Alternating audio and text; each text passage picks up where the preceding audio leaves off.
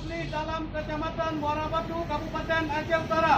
Kami Panwasli dalam Kecamatan Muara Batu, Kabupaten Aceh Utara Mendukung terselenggaranya pemilu tahun 2019 dengan damai. mendukung terselenggaranya pemilu tahun 2019 dengan damai, Aman dan sejuk. aman dan sejuk. Aman dan damai.